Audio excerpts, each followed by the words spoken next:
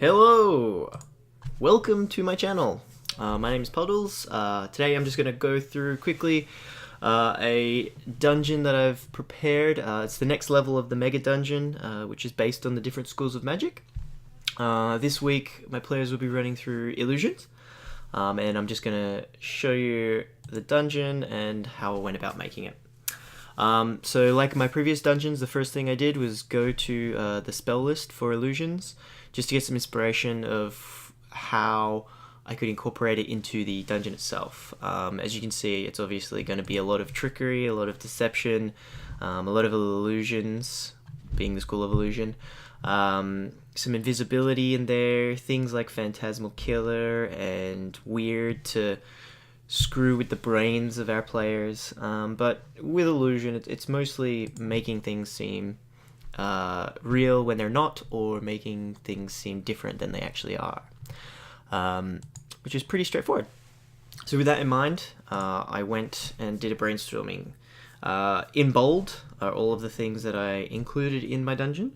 I couldn't get a disguised social encounter there. It just felt weird, and with the enchantment being the last dungeon, it was a bit too similar to something that I had previously done. So I scrapped that one, but everything else is pretty much in there. Your old hidden pit traps, traps that aren't actually traps, encounters where half the bad guys are illusions. I've also included some invisible people in the encounter as well, which I think will change it up a little bit. Again, just illusion trickery, stairs going up, but it being a slide down into a fire pit, Phantasmal Killer trap that another DM that I've played with, he created this really cool mask trap. I've sort of stolen it for this. It's going to be invisible stuff everywhere, whether it's good or bad. An encounter where the creatures aren't what they seem. So you're looking at a goblin, but you're actually fighting an orc or something along those lines. An illusory script puzzle. Everyone loves a good old word puzzle. Something to do with fears. I made that into the mask Phantasmal Killer trap. A Simulacrum encounter, Simulacrum, however you say it. And then a puzzle deciding what illusion is and what is not. There's also going to be, if the players don't do certain things, there might be a fight with a Simulacrum where I'll include some more spells. Another reason that I wanted to do this dungeon was because I haven't played a full campaign from level 1 to level 20 with a wizard, so I don't know what all the spells do. This is a really good way for me to learn what the spells do and incorporate them and find cool, interesting ways that they could be used. But I suppose let's jump into the dungeon itself. So, how it's going to start. Sorry, this is not a good view. Here we go. So, I'll just bring the dynamic lighting so you can see what the players can see. So, everything that is pink is what the players can see when they're in the dungeon. So, they're going to start here. They're going to start in this room, right at the bottom here. In front of them is going to be an empty room. Little do they know that there's actually a pedestal here with a magic item on it. So there's an invisible pedestal. If they go into the room, bump into it, investigate, roll high enough, they'll find it. But it's just a precursor to the dungeon itself. If they can just ignore it, I'm assuming they're going to be really, really tentative about everything, because they know going into this that it's the Dungeon of Illusion, so they're just not going to trust anything. But in this room, there's just going to be simple invisible item that is very useful. I haven't decided what it's going to be yet, but yeah. Then there are two stairways. Now, it doesn't matter which stairway they go down. If they do not investigate and roll high enough, it's going to be a trap. And then the other stairway will be the way into the dungeon. So it was basically there's two staircases going up. One of them goes up into the dungeon, but the other one looks like it goes up, but it slides down into a fire pit. And it's just a 4d6 fire damage that they will take if they fall into that. And if they succeed on their investigation check, then they will know that there is a slide there. Just introduce them to the dungeon, because there's going to be lots of crazy illusion hijinks going on. So once they go up, they will come into this tunnel here, and then there's going to be an encounter. So I'll just bring you to the token. So this is what the players can see. All of these, anything that's highlighted, the players can see. So they can see the mammoth, the mimic, the guard, the scorpion, the flail snail, the orog. They can see this giant hamster with the ring around it. But they cannot see the ochre jelly. They cannot see this archer. And they do not know that the guard is actually a yeti and the mammoth is actually a cockatrice. So some of the creatures have illusions enshrouding them so that they look different. And then some of them are just invisible. And then some are just illusions. So they don't have to kill these things because they're illusions. They just have to, I'm sure after they take a swing and miss, they'll realize. This is just an encounter to introduce the concept of the dungeon. So once they've killed all these things, this ring around the hamster is like a prison. It's a magical jail. And there are these 5 gems. And they will be told before going into the dungeon that the creator of the dungeon has lost the keys to his pet's cage, or her pet's cage, sorry, it's going to be a girl. And she needs people to go out and find these gems to unlock her hamster. They're also going to be told that the hamster has been locked in the cage for a very long time, so it's very angry and it's very hungry, and it needs its toy to calm it down. And if the players find the toy, then they won't have to fight the hamster at the end. But if they don't, then they're going to have a very hungry giant hamster to fight with at the end. So yeah, that's the gist of what their goal is in the dungeon itself. And there are different puzzles and encounters to deal with that. We'll start with the blue gem. So if the players, and all of the gems are corresponding if they walk in the direction of that gem. So this tunnel here is the blue gem. This tunnel here is the white gem. And then, yeah, they aren't hidden that well. There's just things that they need to do to sort them out. So the blue gem. The players will walk up this tunnel here. They could also walk down this tunnel. And there's a trap there, but that's for the white gem. We'll just deal with the blue for first. So if we go back to what the players can see. So they're going to walk into here, and they're going to see this hallway, and there's going to be 2 doors. And there's going to be like a written message saying, before the door will open, you must choose left or right. Both contain a gem, but what you're choosing is how hard to fight. So the players have to choose the left door or the right door. Now, how it's going to work is if they investigate and roll high enough, someone will see that the doors, while they are real, there is like a window that if you poke your head through the illusion, you can see what's on the other side. So that will give them an idea of what's in the room. But there is a second part to this. The boggles, which are very easy creatures to kill, are actually the Gorillions. So if they choose the right, they'll be fighting 1 boggle. So it'd be like fighting this guy here, but he looks like this guy. And if they choose the left room, they'll be fighting 2 of these guys, which the players can definitely deal with, but it's a much harder fight. So it'd be like that, because the illusion is shrouding what they actually are. But I'm hoping that the door illusion will stop them from thinking that maybe the creatures are also illusions too, and it's a sort of surprise when they choose what would appear to be the easier of the 2 fights. But if they choose this one, it's going to be like 1 hit kill, easy, bam bam boom, done. So that's the first key. Then they grab the gem, put it on here, and a part of the shield will disappear. Next, we have the white gems. So there's a white gem here and a white gem there. And how this works is whichever one they pick up will disappear after 1 minute. And then they'll have to go get the second one. It's just a way to use the creation spell. If we go back here, creation, you can create items using... Sorry, it's taking time. You can create items using illusion, but they don't last forever. So this is a way to incorporate that spell into it and to frustrate the players a little bit.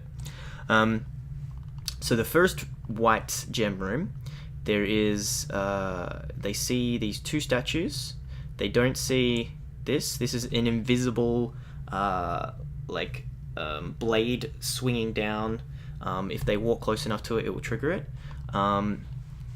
Basically how it works is if they take the gem, the door will close. So they take this gem here, this door will close behind them, trapping them inside, and these two statues will, a mouth will open and start emitting gas, which looks like poison.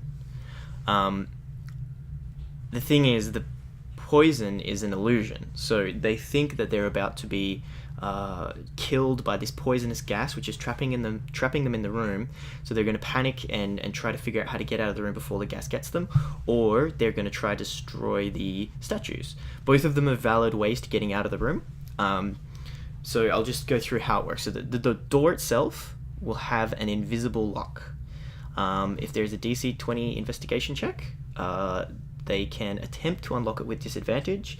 If they get a 15 Arcana roll, means there will be no more disadvantage. So this is something that will take time, I think, but the players are going to panic because obviously there's gas filling the room. But little do they know, if they just stay where they are and patiently try to get through the door, they're going to be okay because the poison is an illusion. However, if they feel like the poison is getting too close and they're not going to be able to escape, they could go over to try and destroy the statues to stop the gas from doing that. And if they do that, that's when the invisible trap will swing down and cut them. It only does it once, and if they walk into the poison, they'll realize that it's actually harmless. So I think that's a cool two-faced way of putting a trap in that isn't actually a trap, and also having a trap hidden. So I think that's going to be interesting to see how the players deal with it. And then if they grab this gem first, obviously it would disappear after a minute, meaning that they have to come grab this gem. And in this room you can see there's a big dragon. There is an illusion spell called Illusory Dragon, and it's just that spell. If they come in, the dragon is going to shoot acid damage at them.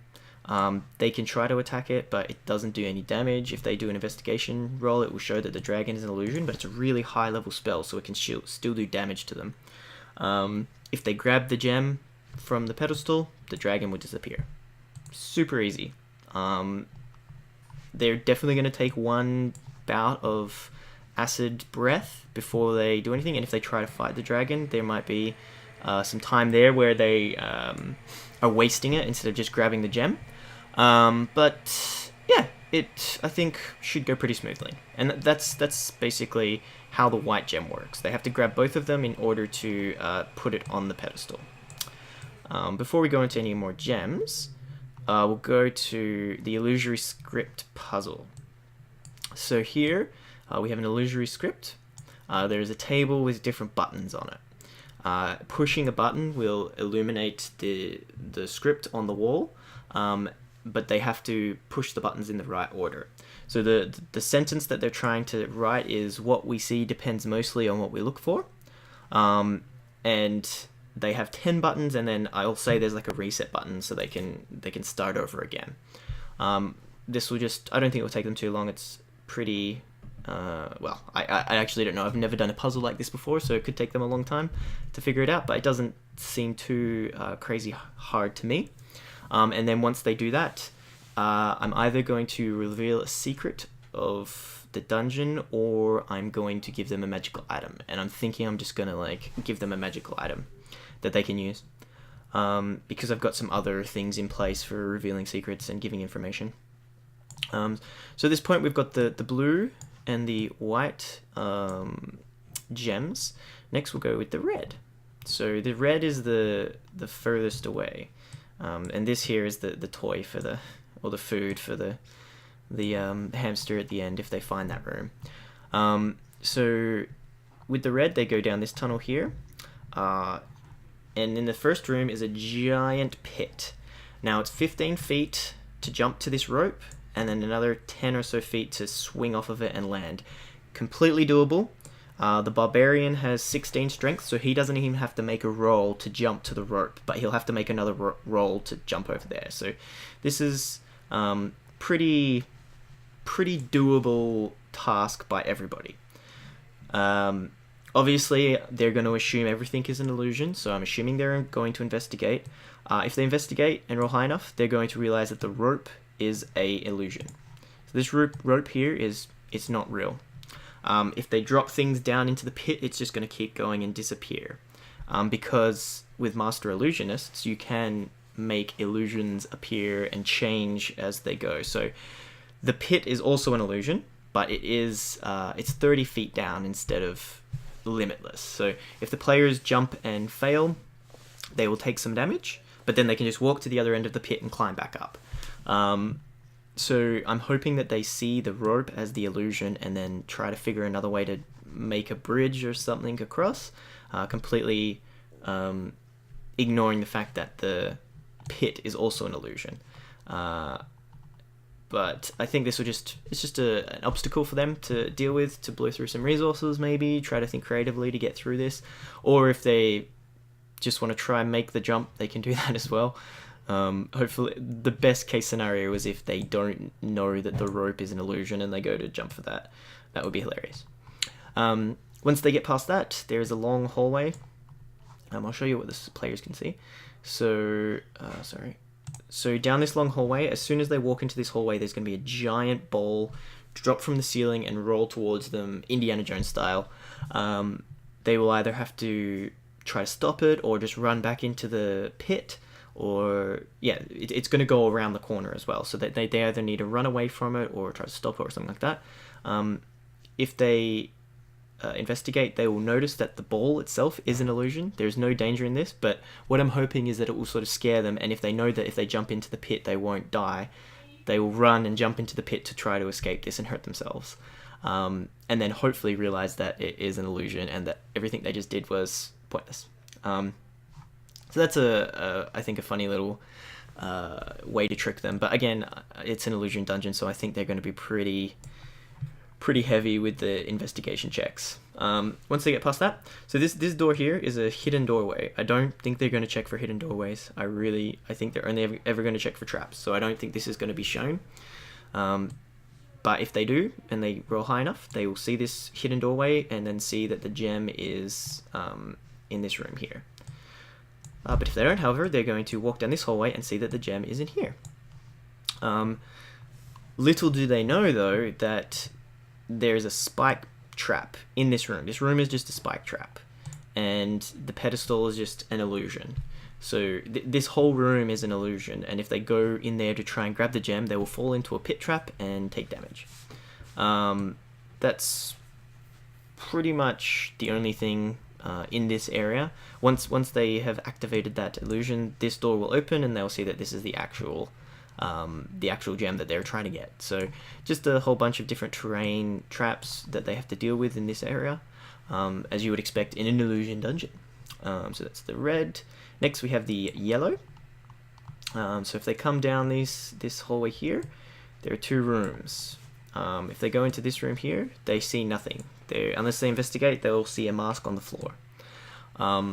They have to get pretty high investigation to see the mask. It's pretty well hidden, with illusions and magic and all that sort of stuff. And in this room, it is empty except for a gem.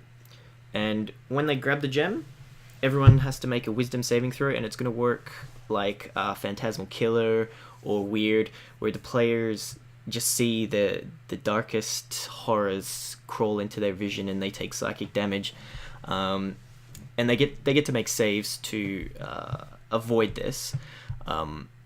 But anyone who does make a save is going to hear and see light coming from this room, and the mask is going to be lifted onto a pedestal, and it is the one that is controlling this spell. So they can just go in there and destroy the mask, and it will stop the spell for everyone, and they can safely grab the gem. That was based loosely on a concept that a DM that I had did to us. His was a lot more brutal, but I've got so many traps that it doesn't have to be too hard to still be meaningful. And it's a good chance for the players to talk about what would scare their characters and what their fears are as well, which would be good. And the last gem is the green one. We have up here, we have a donkey, we have a pit of acid and a pit of lava. And the donkey, he's an illusion of a donkey. His shape always changes every time someone comes into the dungeon, so I'm going to use it as like a funny way to introduce this character. He's just there to give them information. He will tell them that the gem is in this room here, and that they can ask him one question. So they could ask, is the acid real, or is the lava real, and then just walk in the opposite, or vice versa.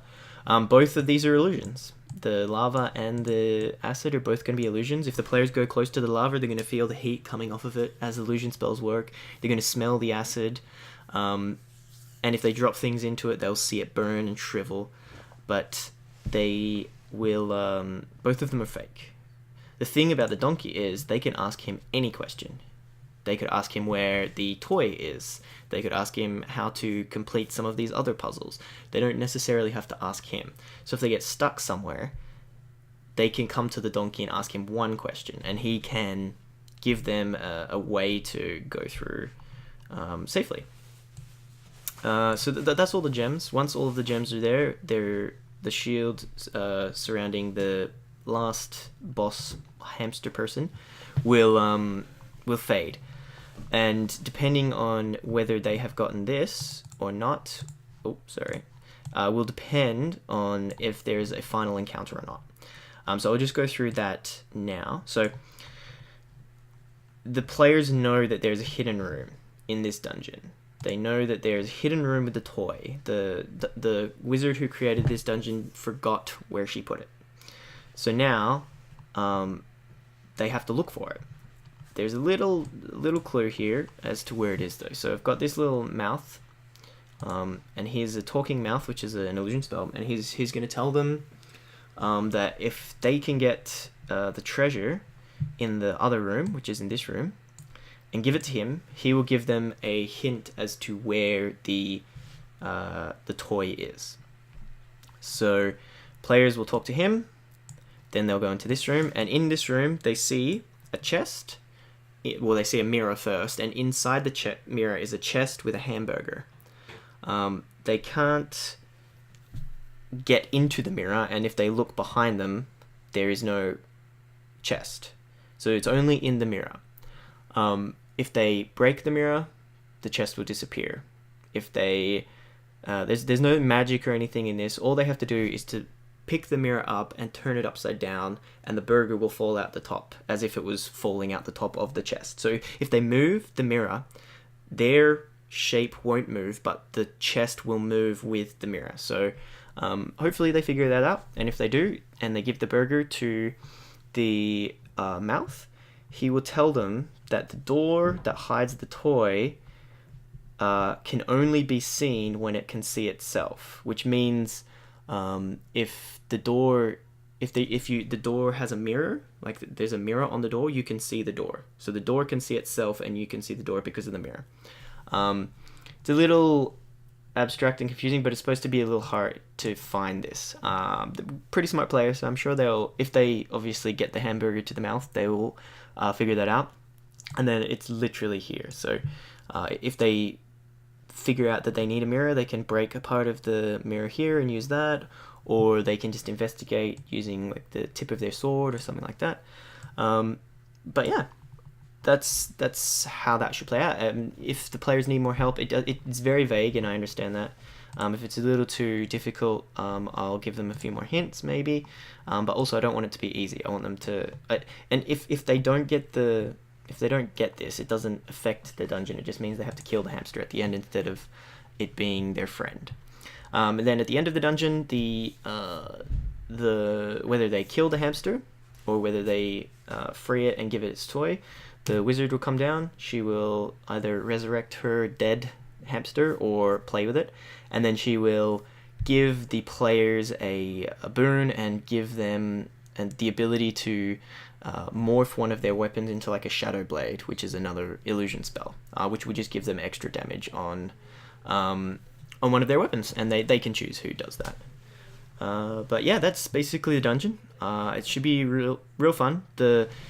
The enchantment encounter at the end was a little bit too big. It was a little bit like the players were having a go every 20 minutes. It was too crazy. So I thought making a whole big dungeon full of puzzles, making them use their brains, getting them involved would be a much better idea with it. And I think it's going to be a lot of fun. I hope this has been interesting. Yeah, and we'll be uploading the videos of the actual dungeon in a few days. So hopefully see you there too.